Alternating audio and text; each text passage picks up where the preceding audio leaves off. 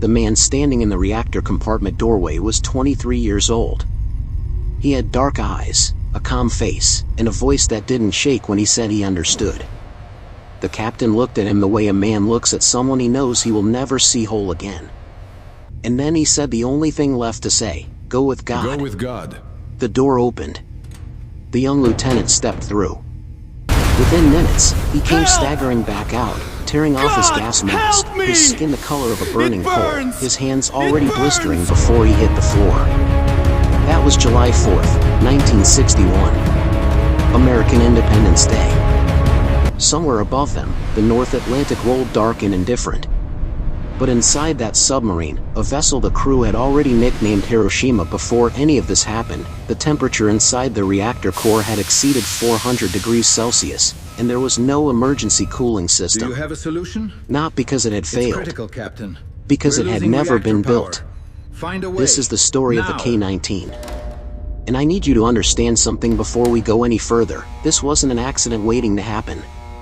This was an accident that was designed to happen, scheduled, signed off on, and delivered on time, because in the Soviet Union of 1957, time was the only thing that mattered more than human life. To understand how a submarine earns a name like Hiroshima before it even fires its first missile, you have to go back to the moment the arms race stopped being metaphorical. In 1960, the United States launched the USS George Washington, the world's first nuclear ballistic missile submarine capable of launching from beneath the surface. It was a weapon that changed the geometry of the Cold War entirely.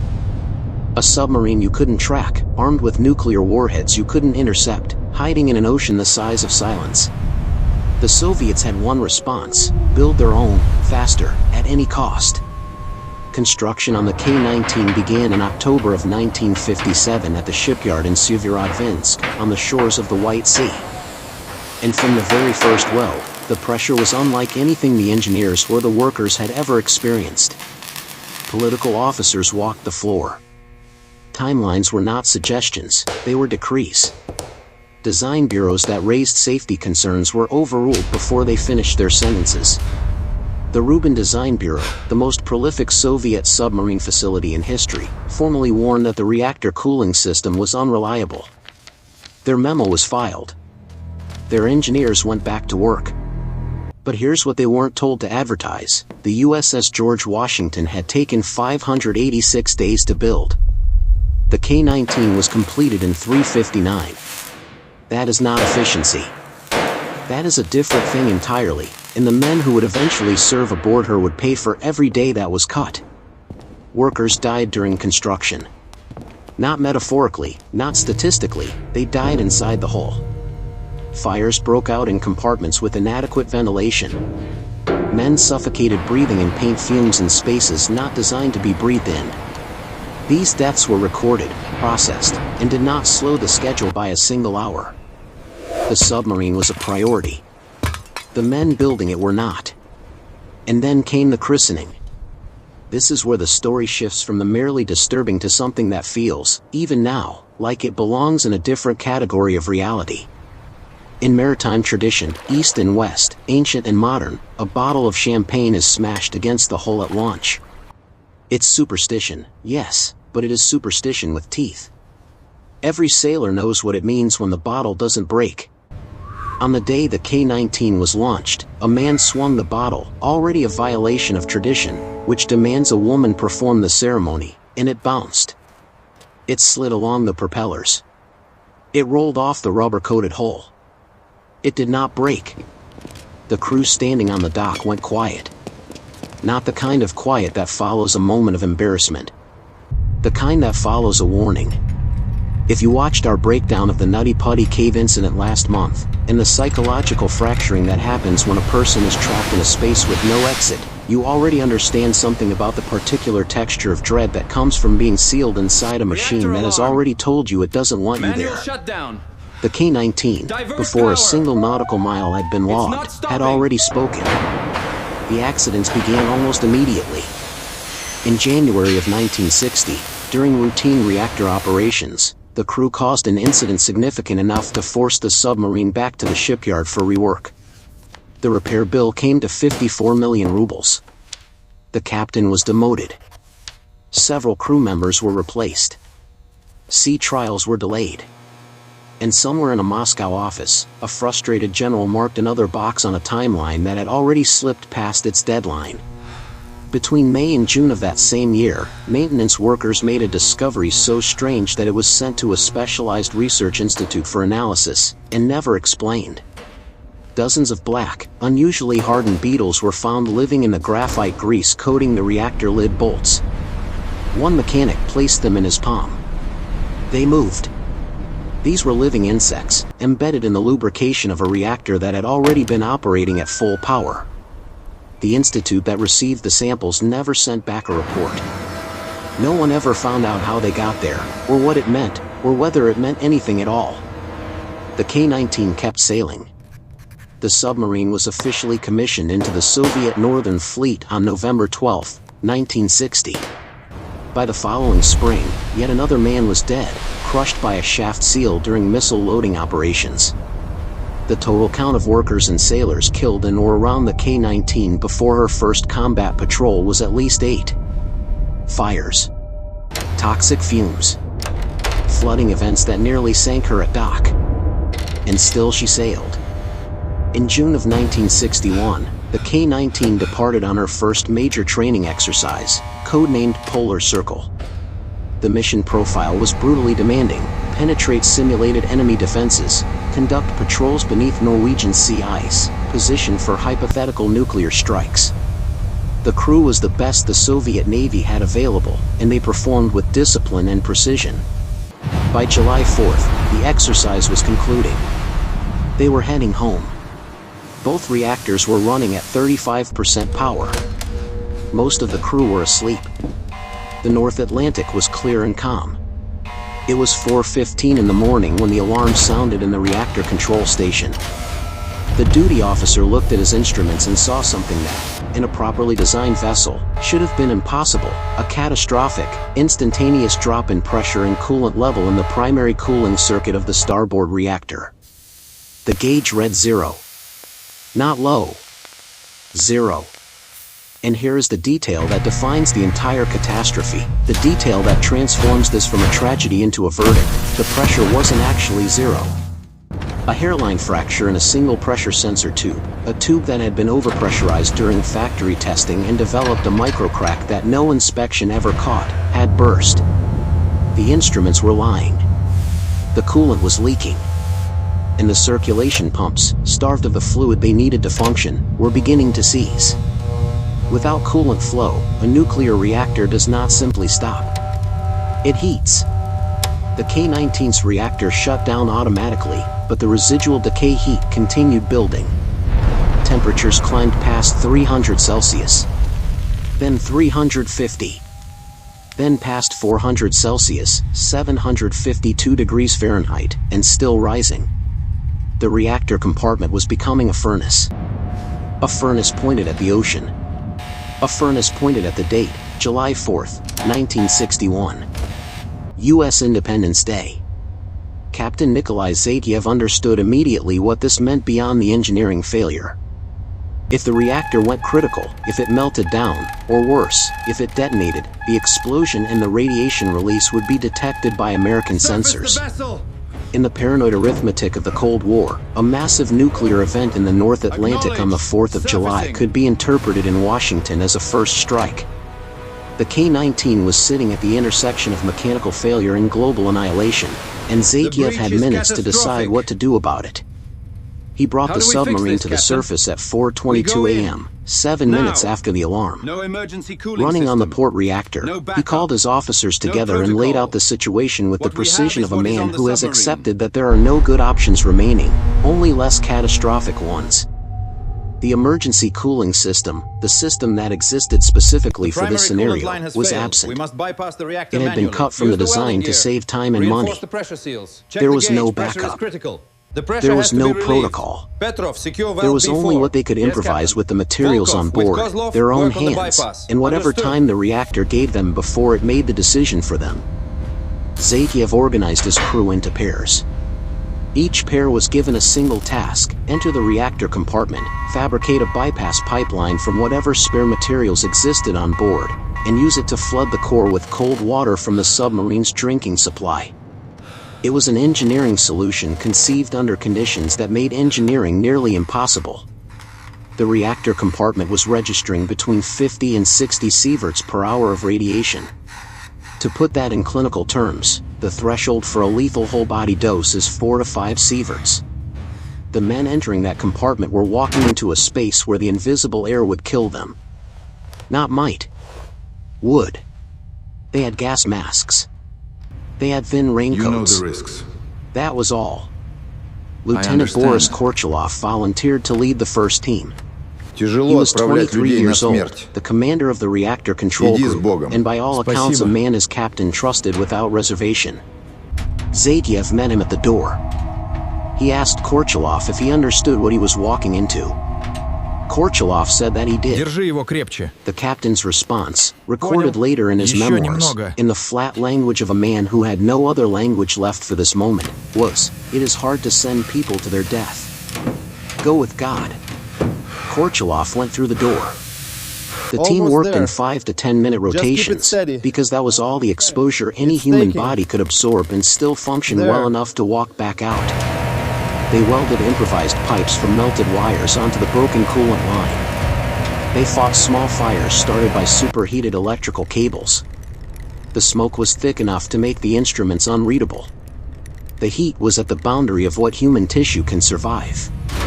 And every minute they were in there, their cells were being systematically destroyed by radiation they could not see, could not feel, and could not stop. Korchalov came back through the door within minutes, vomiting, tearing off his gas mask, his face and hands already blistered, already the deep crimson that precedes the kind of burns that do not heal. He collapsed before he reached the floor. The teams that followed him came back the same way. Staggering. Red. Burning from the inside. Some of them had no latent phase, the brief, cruel window where radiation sickness pretends to relent before it finishes its work. They went directly from the reactor compartment into the manifest stage, systems shutting down, bone marrow ceasing to produce the cells that keep a body coherent, skin sloughing off in layers. The medic on board had what a submarine medic carries. There are no antidotes for what these men had absorbed. Some of them, in the hours that followed, could no longer speak. They whispered to their shipmates. The accounts differ on exactly what they whispered, but the thrust of it is consistent across testimonies. They were asking to be finished. They were asking for the suffering to end. Their shipmates could not give them that. They could only stay with them. But the mission had succeeded, in the only sense that mattered. After several failed attempts, the improvised pipeline held. Cold water from the drinking tanks flooded the reactor core. The temperature dropped from over 400 Celsius to 330, and then continued falling. By 8:45 in the morning, the overheating had stopped. The reactor was stable. The North Atlantic had not become a nuclear event. The Americans had not scrambled their bombers. The world had not ended on the 4th of July, 1961. The men who had made that possible were lying on the floor of a submarine, dying. The K-19's long-range antenna had been damaged in the crisis. Captain Zateyev's team used a backup system to transmit a compressed distress signal. Reactor incident. Personnel heavily irradiated. Request assistance. It reached the S-270, a Soviet diesel submarine commanded by Captain 3rd Rank Jean Sverdlov. B-37. What Sverdlov did next is worth pausing on. Silence. He knew about the radiation. He broke strict radio silence orders, an act that could have ended his career or worse, and he came anyway. The S-270 arrived approximately 12 hours later. Another diesel boat, the S-159, joined as well. Between July 4th and 5th, the entire crew of 139 men was evacuated. The most severely irradiated men were stripped on deck.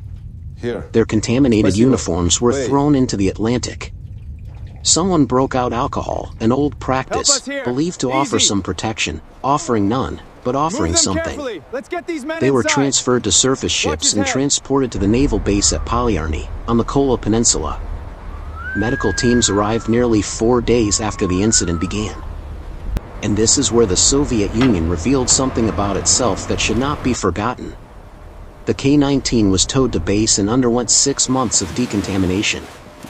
All contaminated clothing, food, and equipment was loaded onto a barge and left unguarded off the peninsula. Word spread among local workers about a barge full of free supplies. Boots, chocolates, towels, vodka. They looted it. There's no record of how many of them became sick. Boris Korchalov and 5 other men were flown to Moscow for treatment. 2 were sent to Leningrad. Boris Korchalov died on July 10, 1961, 6 days after he walked through that door. The others died between July 10 and July 25.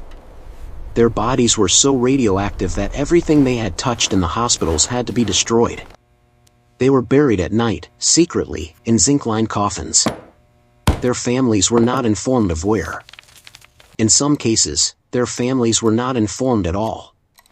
In total, 22 men died from the K-19 incident, 8 within weeks, 14 more over the following 2 years from cancers, infections, and organ failure that traced directly back to July 4, 1961. The survivors were required to sign 30-year non-disclosure agreements. Their medical records were falsified. At checkups, for decades, doctors were given fabricated histories. The Soviet government's stated reason for hiding what had happened was national security. The actual reason was simpler, and older, and more nakedly human: accountability. A government commission did convene. It found serious design flaws in the cooling system, the same flaws the Rubin Design Bureau had identified before the ship was ever launched. It praised the crew's courage. On August 5, 1961, 26 crew members were awarded medals, some of them posthumously. Captain Zateyev requested the Hero of the Soviet Union designation for his crew, the highest honor the state could bestow. It was denied. Zateyev himself spent 18 months in the hospital. Doctors replaced his bone marrow. They replaced his blood. He survived, and he spent the rest of his life trying to make sure the story survived with him. He wrote his memoirs. He fought the official silence. He named names and described compartments and recorded exactly what the instruments had read and what the men had said and how their skin had looked when they came back through that door. The K-19 was repaired. The reactor compartment was replaced entirely. The submarine returned to service. In 1969, it collided with the USS Gatto, an American nuclear submarine, in the North Atlantic. In 1972, a fire broke out in one of its compartments and killed 30 men. In 1982, an electrical accident killed 1 more. The K-19 was finally decommissioned in 1990, the same year the Soviet Union began its own irreversible collapse. The name Hiroshima outlasted the ideology that had created both the boat and the conditions that made the name inevitable. Only after the USSR fell in the early 1990s did official recognition of the radiation exposure come. Only then were the men who had survived allowed to speak without signing a form first. And when they spoke, what came out was not grievance, though grievance would have been warranted. What came out was the specific, granular texture of what it had actually been like, the smell of the compartment, which survivors described as burning metal and something else, something chemical and sweet that had no name. The weight of the gas masks, the way the heat pressed against your chest when the door was still open and you could still technically turn back. The way Korchalov had replied to the captain, not with heroism, not with ideology, but simply with the calm statement that he understood what was being asked of him. In 2006, Mikhail Gorbachev nominated the entire crew of the K-19 for the Nobel Peace Prize. He stated that their actions had prevented a catastrophe that would have dwarfed Chernobyl, that without what those men did in those compartments, on that specific morning, the Cold War might have ended not with the gradual exhaustion of 2 superpowers but with something far more permanent. The nomination was not awarded. A memorial was unveiled on July 4, 1998, 37 years to the day, at Kuzminskoye Cemetery in Moscow. July 4th is now observed as a commemorative date for the K-19 and its crew. Not by the governments that built the ship, rushed the build, stripped out the safety systems, classified the deaths, falsified the records, and denied the honors, by the people who knew them. What the K-19 incident established, and what became, eventually, mandatory in every subsequent Soviet and Russian nuclear submarine design, was the absolute requirement for an emergency core cooling system. That system now exists. It exists because 22 men died proving that it was necessary. Similar protocols are now embedded in every major nuclear submarine program in the world, West and East. As we examined in our breakdown of the Byford Dolphin incident, the logic of industrial safety almost always follows the same brutal sequence: someone has to die first. The protocol comes after. It always comes after. The question that remains, the one that doesn't get answered by memorials or Nobel nominations or declassified reports, is what we do with the knowledge that the people who made those decisions were not monsters. They were bureaucrats. They were administrators with timelines and political superiors and national interests to serve. They were people who looked at an engineer's safety memo and calculated that the risk was acceptable, not to them, but to someone else. The someone else, in this case, was 23-year-old Boris Korchalov, standing at a door, telling his captain he understood. He understood. The question is whether we do.